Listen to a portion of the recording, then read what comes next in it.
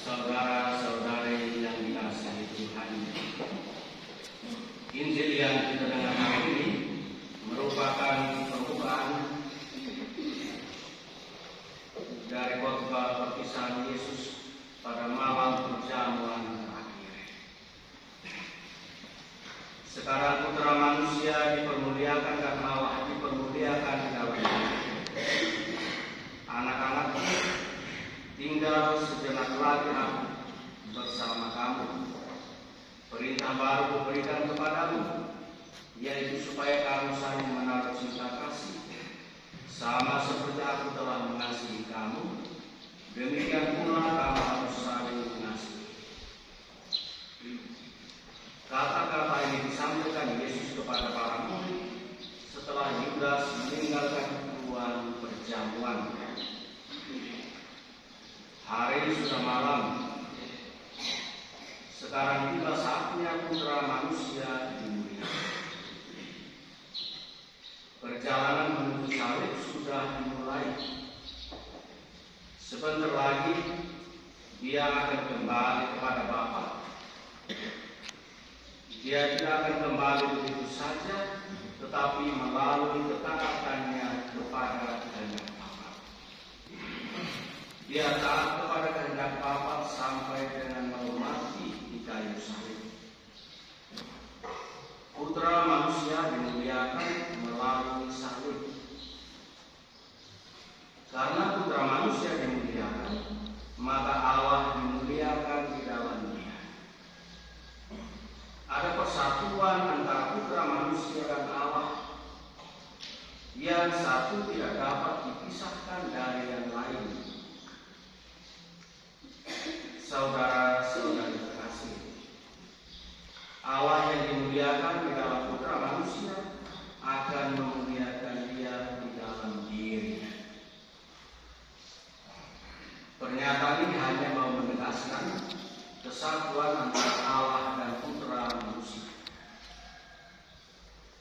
Hanya seketika saja Yesus bersama dengan murid-muridnya, karena saatnya dimuliakan sudah tiba. Karena itu Yesus memberi perintah baru kepada murid-muridnya, yaitu perintah kasih, perintah untuk saling mengasihi. Perintah ini disebut baru karena murid-muridnya harus saling mengasihi di antara mereka, seperti Yesus telah mengasihi mereka, dan karena kasih ini adalah tanda pengenalan mereka. Yesus adalah ukuran dan kepenuhan kasih yang harus ada di antara para murid.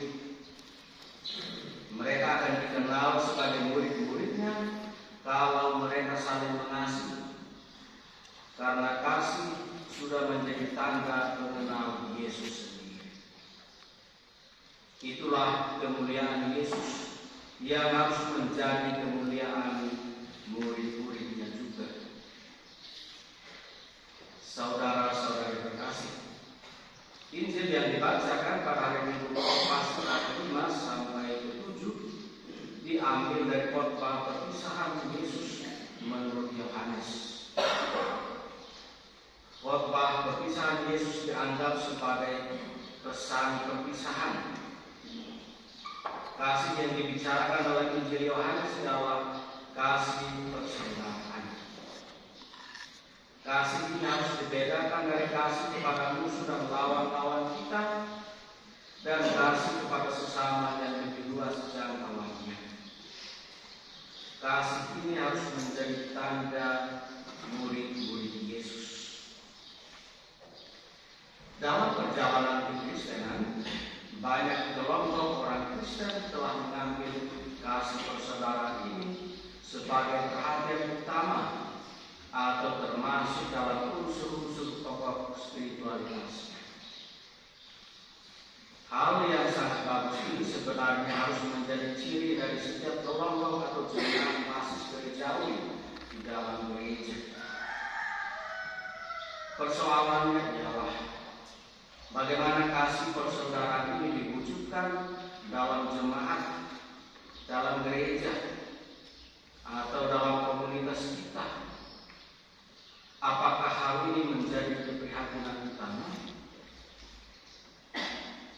Persoalan pokok apakah yang mengancam kasih persaudaraan dalam hidup bersama di dalam gereja atau di dalam komunitas kita? Saudara-saudara terkasih, pengalaman membuktikan bahwa kasih persaudaraan ini sama sekali tidak pernah mudah.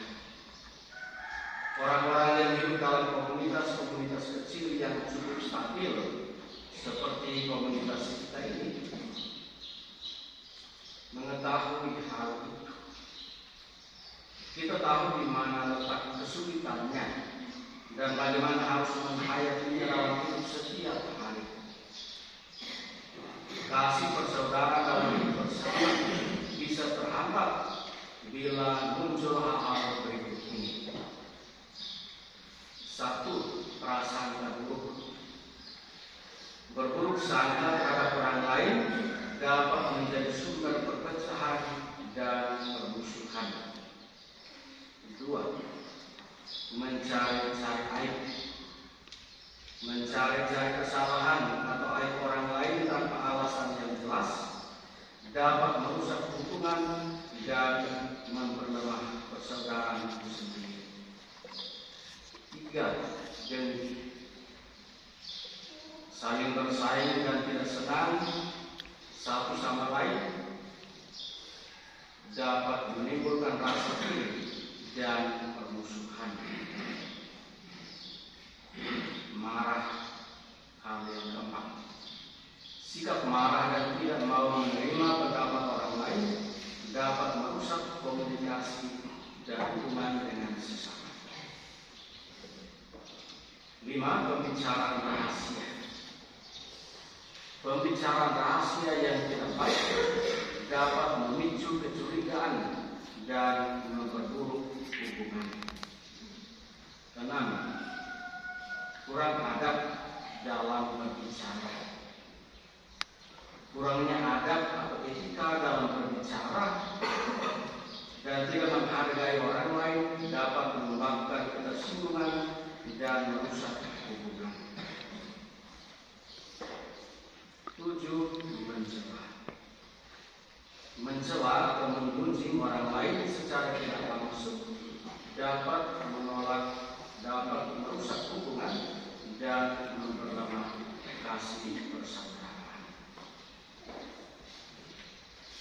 Saudara-saudara terkasih, untuk membangun kasih persaudaraan yang kuat, kita perlu berusaha untuk menjauhkan hal-hal tersebut dan menciptakan lingkungan yang saling menghormati, saling mengasihi, dan saling mendukung satu sama lain di dalam hidup bersama. Inilah indahnya kasih persaudaraan yang sesungguhnya. Kita akan dikenal sebagai murid-murid Yesus kalau kita saling mengasihi, karena kasih sudah menjadi tanda